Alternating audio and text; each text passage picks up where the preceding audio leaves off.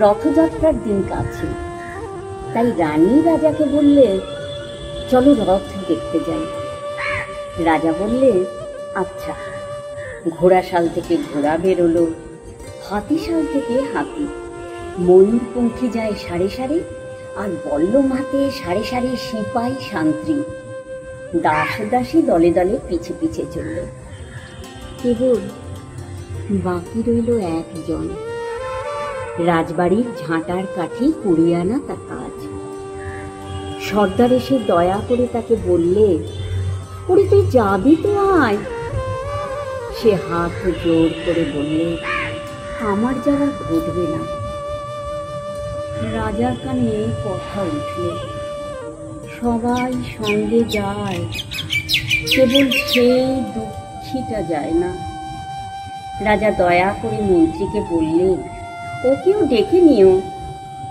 রাস্তার ধারে তার বাড়ি। হাতি যখন সেইখানে পৌঁছল, মন্ত্রী তাকে ডেকে বললেন, ওরে দুঃখী, ঠাকুর দেখবি চল। সে হাত জোর করে বলল, কত চলব? ঠাকুরের দুয়ার পর্যন্ত পৌঁছন এমন সাধ্য কি আমার আছে? মন্ত্রী বললে, ভয় কি রে তোর, রাজার সঙ্গে চলবি? সে বললে, সর্বনাশ, রাজার পথ কি আমার পথ? মন্ত্রী বললে, তবে তোর উপায়? তোর ভাগ্যে কি রথযাত্রা দেখা ঘটবে না? সে বললে, ঘটবে বই কি, ঠাকুর তো রথে করেই আমার দুয়ারে আসেন।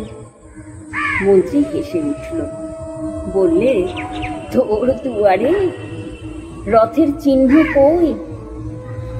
দুঃখী বললে, তার রথের চিহ্ন পড়ে না। মন্ত্রী বললে, কেন রে? দুঃখী বললে, তিনি যে আসেন পুষ্পক রথে। মন্ত্রী বললে, কই রে সেই রথ?